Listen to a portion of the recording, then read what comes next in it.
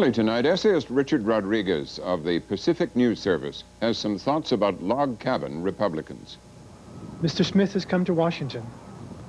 I am not speaking about Jimmy Stewart, but Richard Taffel. Rich Taffel, he calls himself. Grew up in Pennsylvania, an American kid, the boy next door, a straight arrow. He went to college, then to a theological seminary, became an ordained Baptist minister. In Washington now, Taffel is a man in a dark suit, a man with a mission. He heads a group called Log Cabin Republicans, an organization of lesbian and gay Republicans.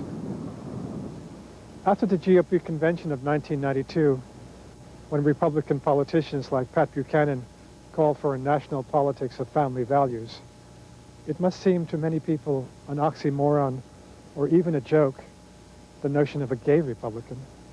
The first line of a riddle, what is a gay Republican? A gay Republican is someone who is born with a gay sexual orientation and who supports the principles of the Republican Party. Pretty simply, usually it's around fiscal issues, smaller government, less government, it's better government. Usually on foreign policy, stronger foreign policy, strong pro-military. Those would be sort of the issues, I think, that most people would be Republican for those reasons. As far as being gay, we're born with that sexual orientation.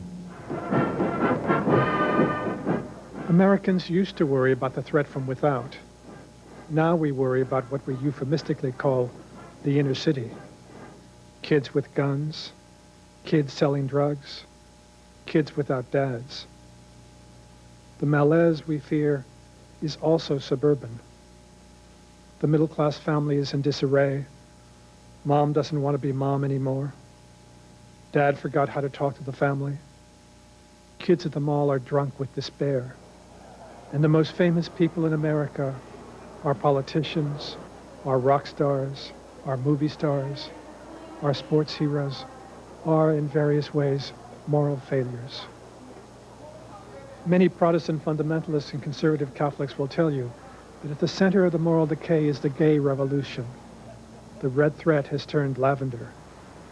Homosexuals are coming out of the closet and into our classrooms as teachers.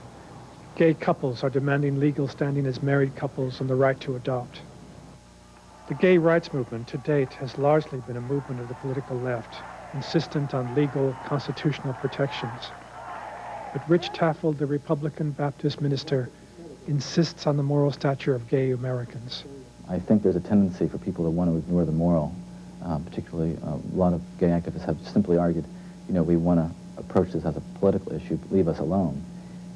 But the reality is, if the American public is convinced that homosexuals are inherently evil and dangerous and a threat to the American family, we'll never be treated equally. There is a great political struggle now in the Republican Party. On the one hand, there is the party of someone like Pat Robertson, his call for moral renaissance in America. On the other hand, there is the GOP of someone like Barry Goldwater, his insistence that the government has no business in anybody's bedroom. The organization calling itself Log Cabin Republicans is a ridiculously small band with 8,000 members. These Republicans did not vote for the re-election of George Bush, but they did support the recent successful election of Republican moderates like Mayor Rudolph Giuliani in New York and New Jersey's Governor Christine Whitman.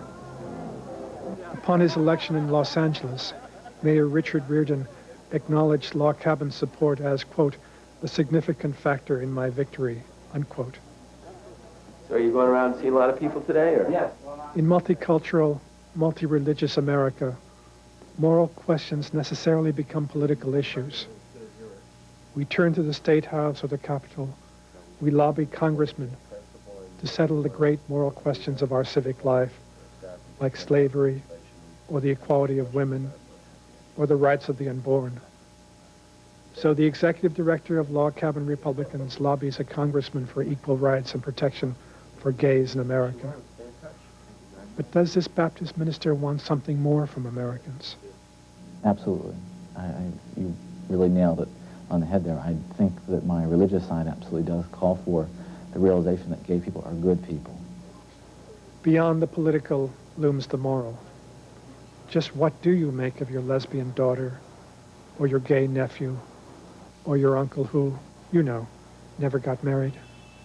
Just what do you Americans make of a Baptist minister from Pennsylvania, this Republican in dark suit and tie? What kind of moral statue do you credit the homosexual? Do you acknowledge your moral kinship to them, to him, to me? I'm Richard Rodriguez.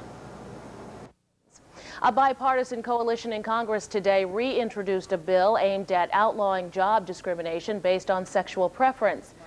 And the lead supporters are Republicans. Analysts say it's an indication the party is trying to become more receptive to concerns of gay voters, some of whom are Republicans. Fox 5's Patrick McGrath has more. Pat Buchanan's speech to the 1992 Republican convention sent chills through the nation's gay communities. My friends, we must take back our cities and take back our culture and curse. Many gays saw the Buchanan message as evidence that the Republican Party wanted to return to the days of homophobia. But 5 years later, some in the party are reaching out to gays. We can't let the Pat Buchanans of the world define us. Christopher Shays, a moderate Republican from Connecticut, is the lead sponsor of a bill to ban job discrimination because of sexual orientation. Hi, how are you? Good to see you.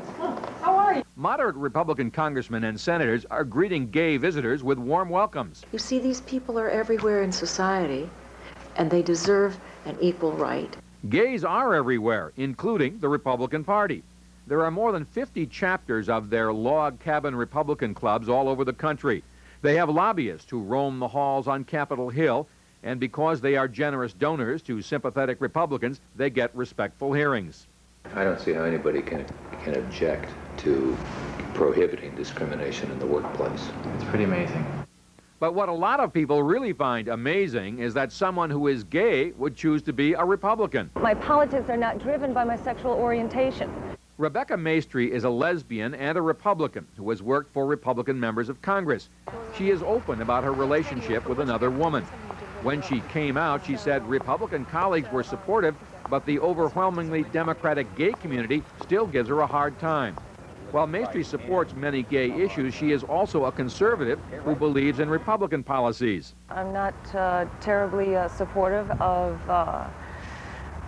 social welfare, social program entitlements without limits. Congressman Barney Frank, an openly gay Democrat, thinks it makes little sense for gays to be Republicans. What they do is drain support from us, because if your goal is to defeat homophobic public policies and support fair treatment for gay men and lesbians, in every situation I've seen, the Democrats will be better than the Republicans. But at log cabin Republican meetings, gay issues often take a back seat to economic concerns. How do you feel about Eleanor Holmes Norton's tax cut proposal for the district? Many log cabin Republicans are affluent. They run businesses, and Republican economic policies are very popular. And they see no philosophical conflict in being gay and Republican. Part of the excitement of being a gay Republican is to try to bring some sense of justice to a party that really believes in the individual. And I think what gay Republicans have realized is for there to be change in a two-party system, we have to come out in the Republican Party to educate Republicans. The gay community is not monolithic. There are votes to be had. And gay Republicans say they will work hard to elect Republicans who will give them a fair shake. From Washington, Patrick McGrath, Fox News.